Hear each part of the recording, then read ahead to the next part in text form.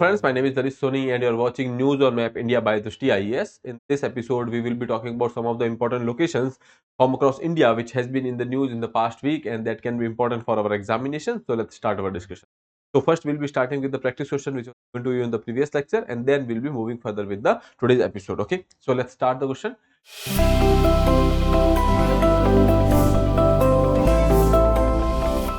So the question was, consider the following states: Meghalaya, Assam, West Bengal and Sikkim. How many of the above mentioned states share border with the state of Arunachal Pradesh? Now you know that Arunachal Pradesh and the northeastern region, they are quite prominent in the discussion or the public discourse. So you can say that these questions can be asked in the examination. So if you talk about the Arunachal Pradesh, there are two states. One is Assam, second is Nagaland. These are having border with Arunachal Pradesh when we talk about India. Okay, if you look at the states which are given in the options over here, so you can see that Assam is the one which is having border with Meghalaya, West Bengal and Sikkim. Arunachal Pradesh does not share the border. So only Assam is your right answer. So option A would be a right answer, that is only one. If they would have included Nagaland over here, then 2 would be a right answer. Or otherwise, if they are simply asking that there are two states which are sharing border with you can say Arunachal Pradesh, then that statement would be correct. Okay, option A is the right answer. Let's have a look at the map.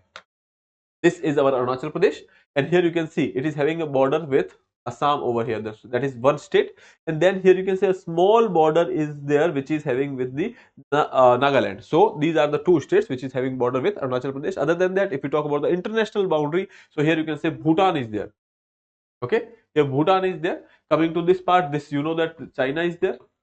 Then some part of Myanmar is having border with them. Okay, so I hope that is clear. Now let's move further to the next part. Before that, I would like to tell you that Drishti IAS is offering ISGS foundation course for prelims as well as mains in offline mode for English medium and the Hindi medium batches. Admissions are open. You can directly visit the center or you can give us a call on this number, that is 87501 87501. Okay, now let's move further and start with the first question of the day. Consider the following statement regarding the Sagar Island. It is the largest island in the Sundarbans archipelago. Second is, it is classified under the deltaic alluvial soil category and is accessed by crossing the Brahmaputra river. You have to choose the correct statements over here. Now they are talking about Sagar Island. Now Sagar Island is kind of important for you because there is a fair which is there, or you can say a Mela is there. Okay, so basically Ganga Sagar, the name of the fair is Ganga Sagar Mela. Okay, now this particular fair is quite prominent, and recently there has been some kind of studies which is saying that because of the rise in the sea level, okay, there can be a threat to this particular Mela, because that is the Mela which is happening on this island, and this island can be at a threat. Okay, so that is one thing. Now this is the largest island in the Sundarbans archipelago. This statement is absolutely correct. Okay, so that is there. Coming to the second one, it is classified under the deltaic alluvial soil. Now this is correct. Then second is, it is accessed by crossing the Brahmaputra river. Now this is wrong, because it is not accessed by crossing the Brahmaputra river. Basically it is accessed by crossing the Hooghly. Okay, and specifically speaking, there is a river called as Muri Ganga. Muri Ganga. Now Muri Ganga is basically a tributary of Hooghly river, and by crossing this particular river you will be reaching to the Sagar Island. Okay. Now Sagar Island, or you can say this Mela, Ganga Sagar Mela, has been mentioned in an important text by Kalidas, that is Raghuvansham. Okay, so considering that becomes important for your examination, because Raghuvansham is a text which can be asked in the examination. Okay, so that is there. So you can see the second statement is wrong, statement 1 is correct. Option A would be your right answer over here. Now let's talk about Sagar Island. Here you can see this is your, when we talk about the Sundarban archipelago, this is the area, and here we have the Sagar Island. The island which is there, and this is the largest island of the Sundarbans archipelago. Okay, that is there. Now here you can see this is your Hooghly river. This is your Hooghly river. Now here we have a tributary that is basically called as a small stream is there, that is called as Muri Ganga. Okay, so that we have to cross that particular stream to access this particular region, that is Sagar Islands. Okay, I hope that is clear. Now let's move further to the next part, that is, rising sea levels threatens the Ganga Sagar Mela at Sagar Island in the West Bengal, highlighting the intersection of the climate change and the pilgrimage. Okay, so that is there, how climate change is impacting the culture. That aspect you can mention in your mains answer writing. Coming to the next part, when we are talking about the Ganga Sagar Mela, here you can say it is world's second largest human congregation. First one is the Kumbh. Okay, it is the second largest human congregation after the Kumbh Mela held at the confluence of the holy river, that is Ganga and Bay of Bengal. Now you can say that Sagar Island is the place where Ganga is forming the delta. Okay, so that is there, and the particular day on which this Mela is there, or you can say that fair is there, that is Makar Sankranti. Okay, Makar Sankranti, that is basically your 14th of January.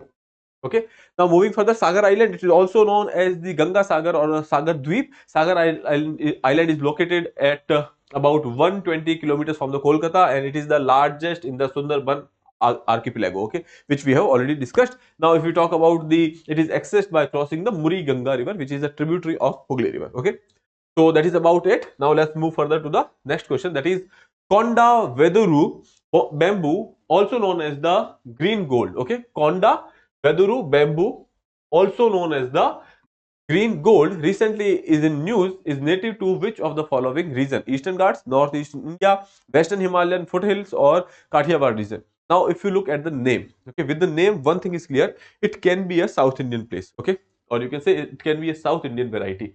Konda word you must have heard. When we talk about the ancient history, you must have heard about this word, that is Gangai Konda Cholapuram or Gangai Kondapuram, like that. So this particular word Konda is generally used on the eastern coast, okay, or you can say Andhra Pradesh area. Now considering that, we know that that is somewhere there in the southern part of India, or you can say towards the eastern coast of the, you can say, our coastline. So considering that, now look at the options over here. Eastern Ghats, yes, that can be your answer. Coming to the next one, Northeast India. Now that is not an answer, because in that region the languages are not like this. That can be a different language. So this is eliminated. Western Himalayan foothills, again this is also eliminated. Kathiawar region, that is there in Gujarat area, so that is also eliminated. So option A is your right answer, that is your Eastern Ghats. Okay. Now if you talk about the Konda Veduru bamboo, other than that, one more term I would remember from this particular word, that is Konda. So there is this tribe which is known as Konda Reddy tribe. We have discussed about this tribe earlier. It is a PVTG, particularly vulnerable tribal group. Now you will be telling me in the comment box that where this particular tribe is found. Okay, now hint is already over here, so you can tell me that. Okay, now let's move further. Over here you can see this is the variety of bamboo which we have just discussed, that is called as the golden bamboos, or you can say green gold. Okay, green gold, sorry. So that is there. Coming to this particular portion over here, you can see this is the eastern coastline, and these are your eastern ghats, Odisha, Telangana, and Andhra Pradesh. This is the area where you will be finding these varieties of bamboo. Okay. Now moving further.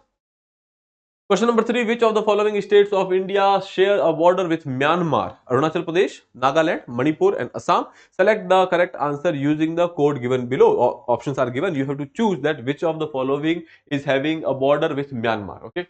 Now we have already seen that Arunachal Pradesh has border with Myanmar. Okay. After that, we have seen that Nagaland also has a border with Myanmar, because just below the, you can say, Arunachal Pradesh, we have Nagaland. After that, you will be seeing that Manipur is also there just below the Nagaland. Okay.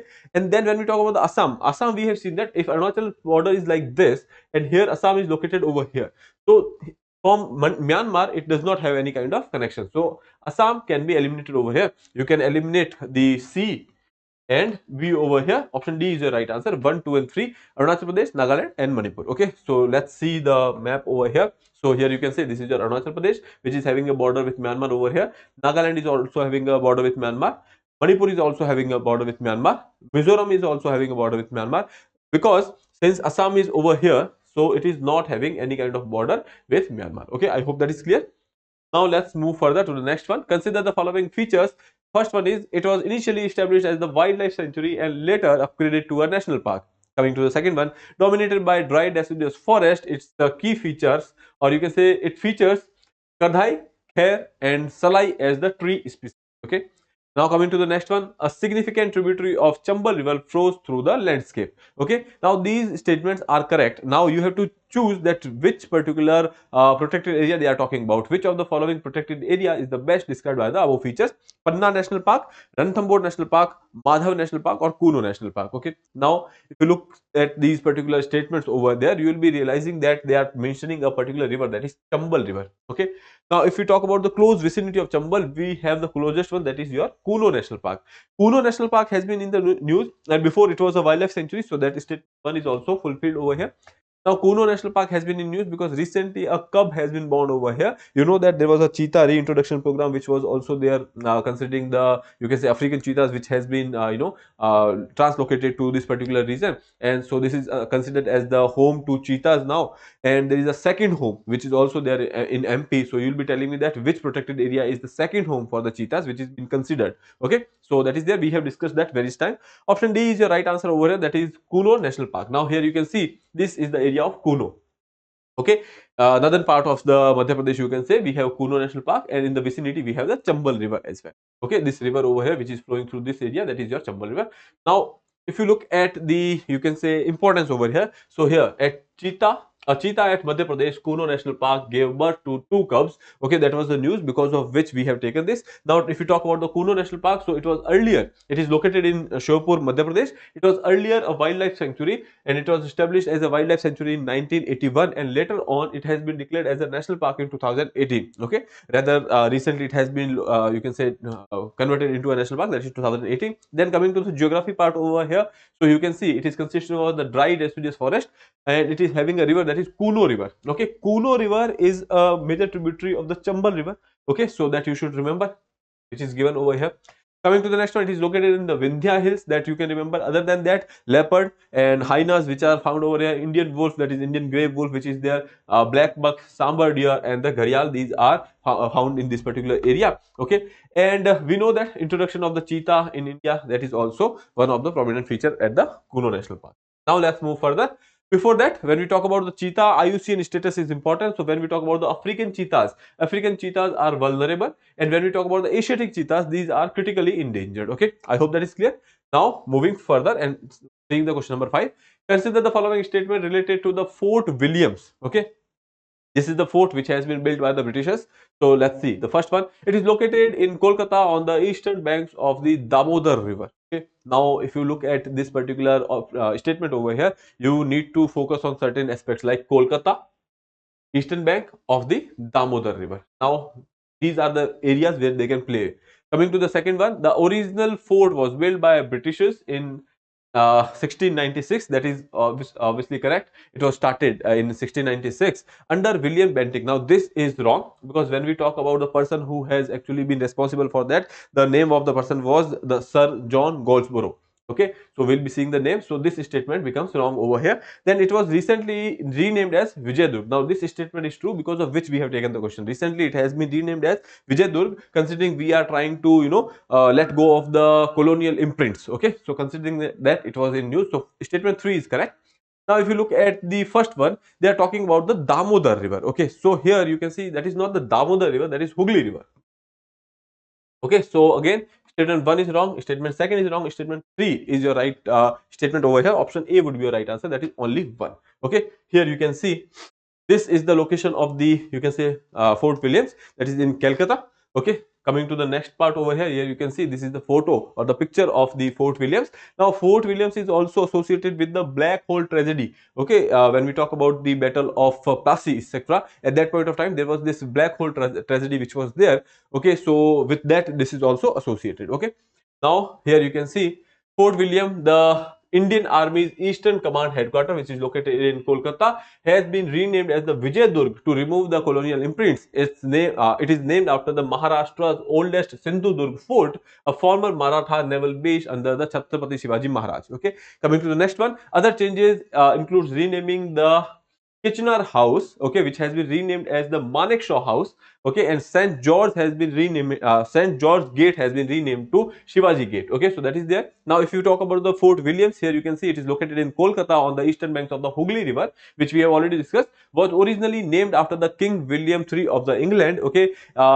You can say the fort started to be built in 1696 under Sir John Goldsborough and completed in 1706, okay. So that is the timeline of this particular fort. It was damaged during the siege of the Calcutta in 1756, that is the time of your Plassey, okay.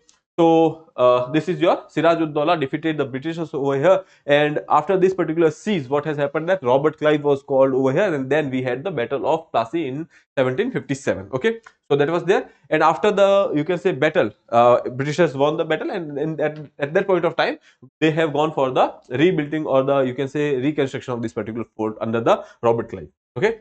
Coming to the sixth question, regarding the Teesta River, consider the following statement. It is a tributary of Brahmaputra flowing through the India and Bangladesh. Coming to the second one, it is originating in the Himalayas near Chungtang in Sikkim and flows to the south through the West Bengal before entering into Bangladesh. Okay, so basically they are saying that you have to choose the not correct statements or the incorrect statements. Okay, so let's see. It is a tributary of Brahmaputra flowing through the India and Bangladesh. That is all right. It's a correct statement. Now it originates in the Himalayas near Chungtang, Sikkim. That is also correct. It flows through the to the south through the West Bengal and before entering into Bangladesh. So that is also correct. So when we talk about the Teesta River, it starts through Sikkim, then it goes to West Bengal, and after that it enters into Bangladesh. Okay, so that is there. So when we are talking about both the statements, both of the statements are correct over here. So option D would be a right answer, because they are asking about the not correct statements. Okay, if you can see the picture over here, when we talk about this particular place here, this is Sikkim and this is Sikkim. Basically this you can say peninsula like you can say the structure which is there, thumb like structure is there, that is your Sikkim, and here you can say this is your Teesta River originating from Chungtang, then it is entering into, you can say, Bangladesh, and then it is entering into West Bengal, and then in Bangladesh. Okay, so that is basically, and ultimately here you can see this is going like this and entering into Brahmaputra, and after that it is called as Jamuna. Okay, so that is in Bangladesh, Brahmaputra is called as Jamuna. Now last question, that is question number 7. Regarding Bankapur Wolf Sanctuary, consider the following statement. First is, it is India's first protected area dedicated solely to the wolves. Okay, that is one statement. Considering the statement number 2, it is Karnataka's first wolf sanctuary, recently witnessed the birth of 8 pups of Indian grey wolf. So we have already discussed this particular item of news. So statement 2 is correct over here. So it is Karnataka's first. But when we talk about India, it is not India's first. It is not first. It is second. Okay, first one is Mahua Danar. Mahua Danar. Okay, so that is there. Mahua Danar, which is located in the state of Jharkhand. So that is the first one. When we talk about the Indian wolves, so it is a protected area for the solely dedicated to the you can say Indian grey wolf. And when we talk about the Bankapur, that is for in Karnataka, and that is Karnataka's first one. Okay, and India's second one. So we can say statement 1 is wrong and statement 2 is correct. Okay, so option B would be a right answer. That is only 2. Okay. So with that, today's discussion is over. Here you can see we have talked about the Bankapur. We have given the map over here of Karnataka, and we have shown the Bankapur. And other than that, there are other protected areas which is given over here. And Bankapur Wolf Sanctuary, if we talk about, so it is having a span of 332 hectares over there. And when we talk about the natural habitat of these wolves, that is scrubs, forest, and the hilly areas.